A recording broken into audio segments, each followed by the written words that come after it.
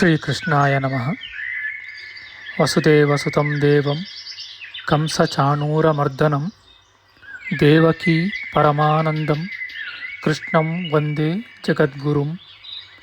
ಬ್ರಹ್ಮಸ್ಥಾನ ಸರೋಜಮಧ್ಯವಿಲಸತ್ ಚೀತಾಂಶುಪೀಠಸ್ಥಿತಂ ಸ್ಫೂರ್ಜತ್ಸೂರ್ಯರುಚಿಂ ವರಾಭಯಕರಂ ಕರ್ಪೂರಕುಂದೋಜ್ವಲಂ ಶ್ವೇತಸ್ರಗ್ವಸನಾನುಲೇಪನಯುತಂ ವಿದ್ಯುದೃಚಾ ಕಾಂತಯ ಸಂಶ್ಲಿಷ್ಟಾರ್ಧತನುಂ ಪ್ರಸನ್ನವದನಂ ವಂದೇ ಗುರುಂ ಸಾದರಂ.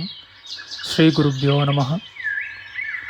ಲಂಬೋದರಂ ಪರಮಸುಂದರಮೇಕದಂತಂ ರಕ್ತಾಂಬರಂ ತ್ರಿನಯನಂ ಪರಮಂ ಪವಿತ್ರಂ ಉದ್ಯದ್ದಿವಾಕರ ಕರೋಜ್ವಲಕಾಯಕಾಂತಂ ವಿಘ್ನೇಶ್ವರಂ ಸಕಲವಿಘ್ನಹರಂ ನಮಾಮಿ.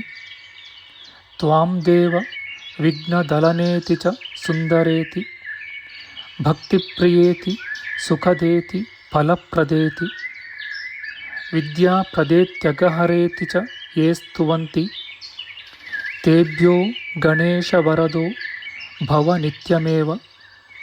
ಶ್ರೀ ಮಹಾಗಣಪತಯೇ ನಮಃ. ಯಾ ಕುಂದೇಂದು ತುಷಾರಹಾರಧವಳ ಯಾ ಶುಭ್ರ ವಸ್ತ್ರಾವೃತ ಯಾ ವೀಣಾ ವರದಂಡಮಂಡಿತಕರ ಯಾ ಶ್ವೇತ ಪದ್ಮಾಸನ ಯಾ ಬ್ರಹ್ಮಾಚ್ಯುತ ಶಂಕರ ಪ್ರಭೃತಿಭಿಃ ದೇವೈಃ ಸದಾ ವಂದಿತಾ ಸಾ ಮಾಂ ಪಾತು ಸರಸ್ವತೀ ಭಗವತಿ ನಿಶ್ಶೇಷ ಜಾಡ್ಯಾಪಃ. ಶ್ರೀ ಸರಸ್ವತ್ಯೇ ನಮಃ.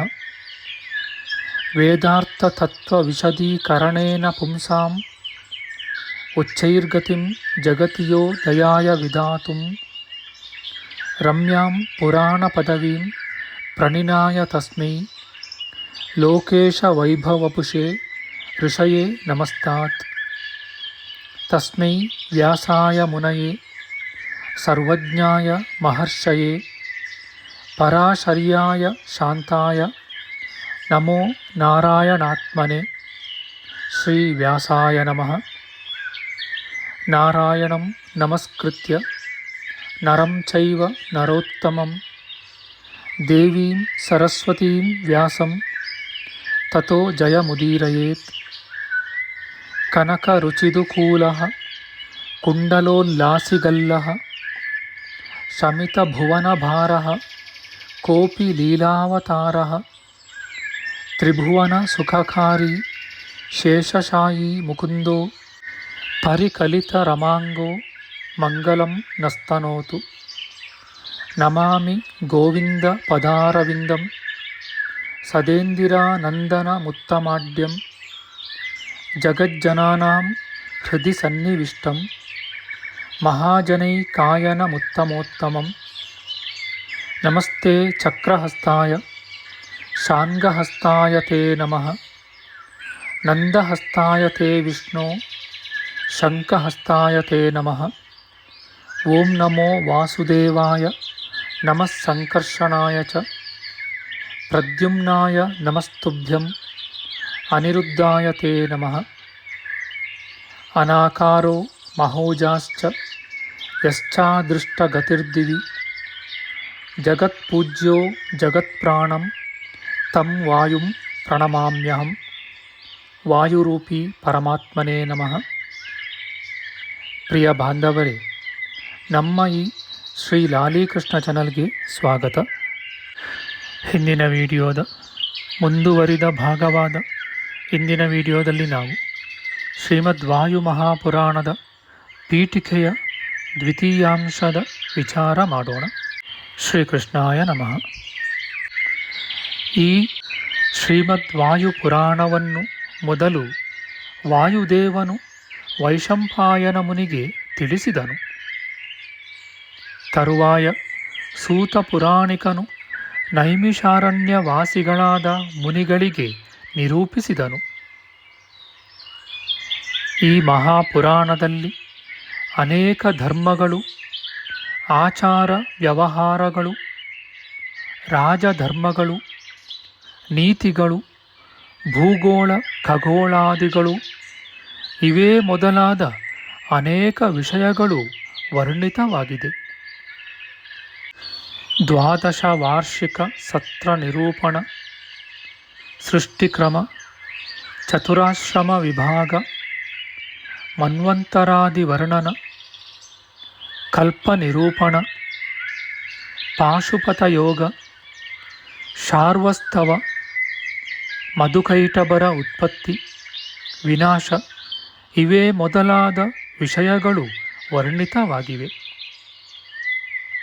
ಸ್ವರ ವರ್ಣೋತ್ಪತ್ತಿ, ಬ್ರಹ್ಮಸ್ವರೂಪ, ರುದ್ರದೇವನ ಅಷ್ಟಮೂರ್ತಿಗಳು, ಅಗ್ನಿವಂಶ, ಪ್ರಾಚೀನ ಬರ್ಹಿಷನ ವಂಶದಲ್ಲಿ ದಕ್ಷ ಪ್ರಜಾಪತಿಯ ಜನನ, ಸತೀದೇವಿಯ ಉತ್ಪತ್ತಿ, ಈಶ್ವರನು ದಕ್ಷನಿಗೆ ಕೊಟ್ಟ ಶಾಪ, ಕೃತ, ತ್ರೇತ, ದ್ವಾಪರ, ಕಲಿಯುಗಗಳು, ಅವುಗಳ ಪ್ರಮಾಣ, ಸ್ವಯಂಭುವಾದಿ ಮನುಗಳ ಉತ್ಪತ್ತಿ, ಜಂಬೂದ್ವೀಪ ಮತ್ತು ಕೈಲಾಸಗಿರಿ ಇವೇ ಮೊದಲಾದ ವಿಷಯಗಳು ವಿಶೇಷವಾಗಿ ವರ್ಣಿತವಾಗಿವೆ.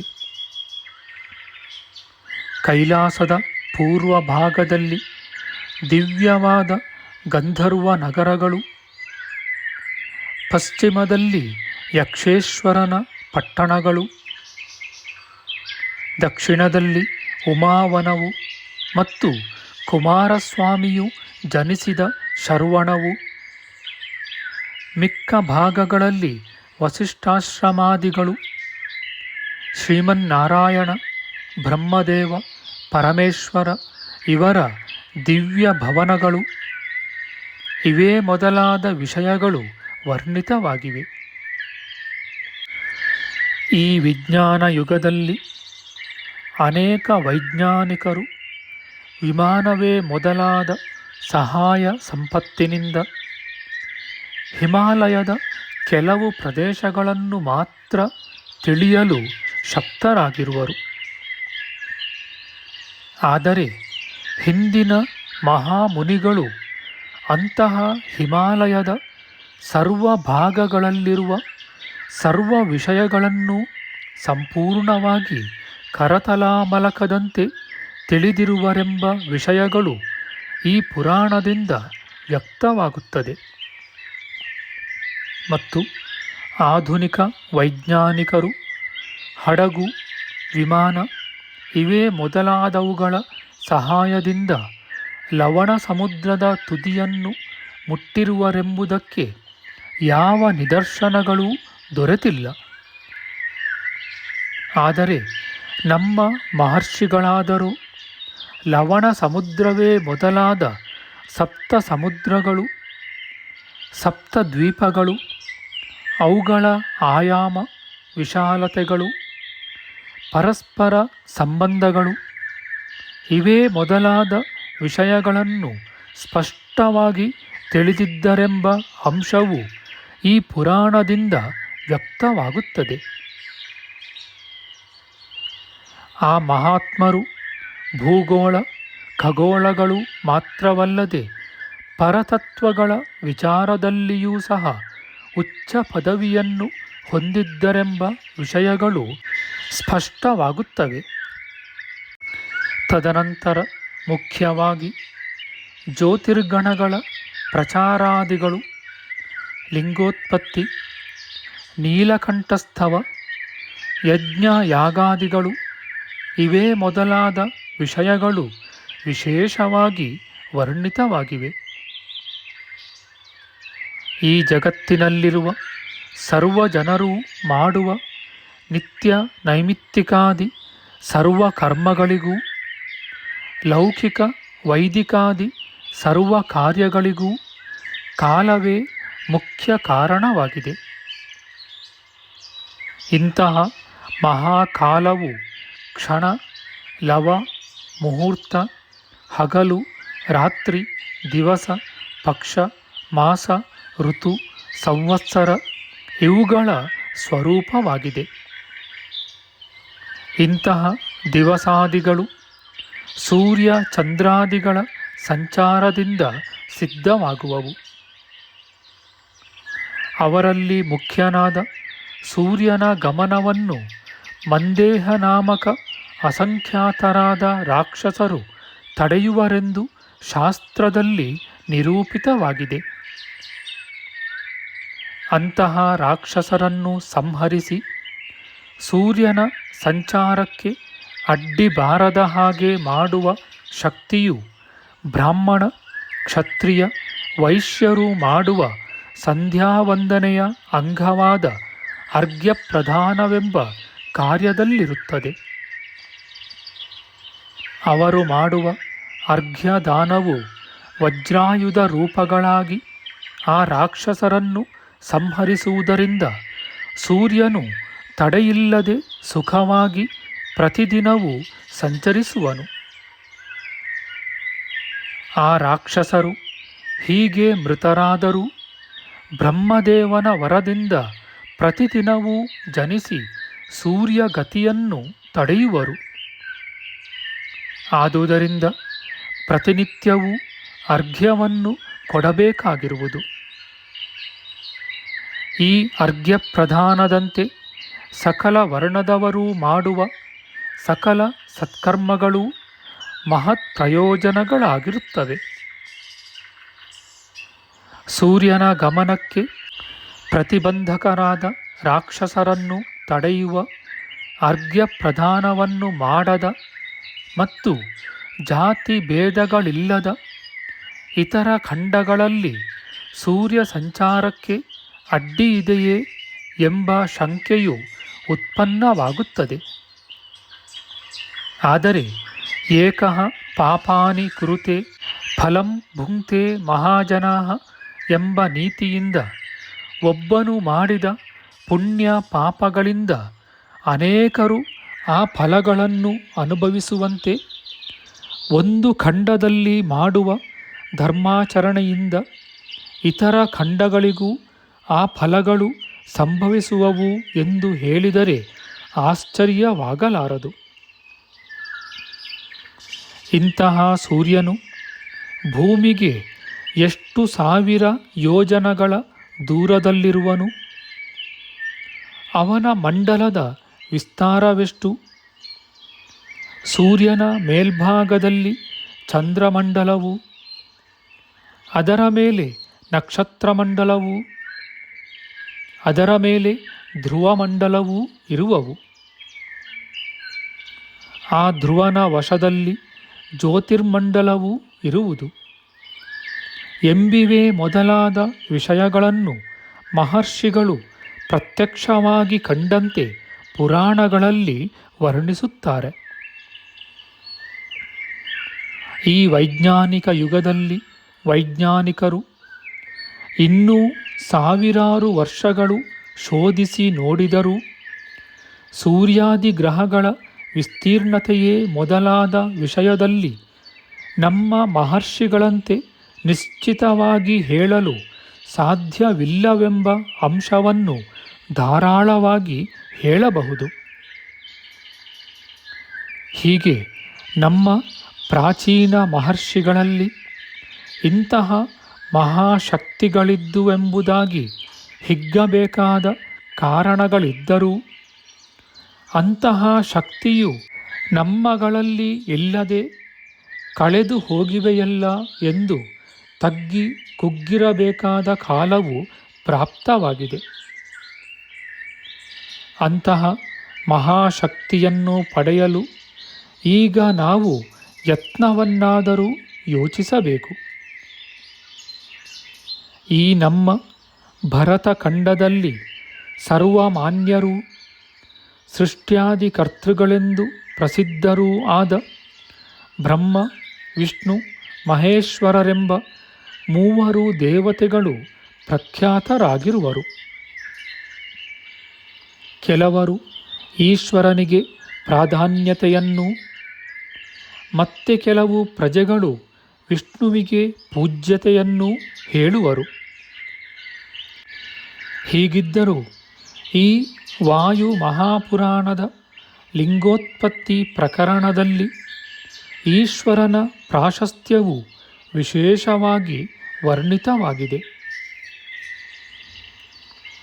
ಶ್ರೀಹರಿಯು ಕ್ಷೀರಶಾಯಿಯಾಗಿರಲು ಬ್ರಹ್ಮದೇವನು ಅವನ ಬಳಿಗೆ ಹೋಗಿ ಅವನನ್ನು ಹೊಗಳಿ ಸಂಭಾಷಿಸುತ್ತಿರಲಾಗಿ ಅವರಿಬ್ಬರಿಗೂ ತೇಜೋಮಯವಾದ ಒಂದು ಲಿಂಗವು ಗೋಚರವಾಯಿತು.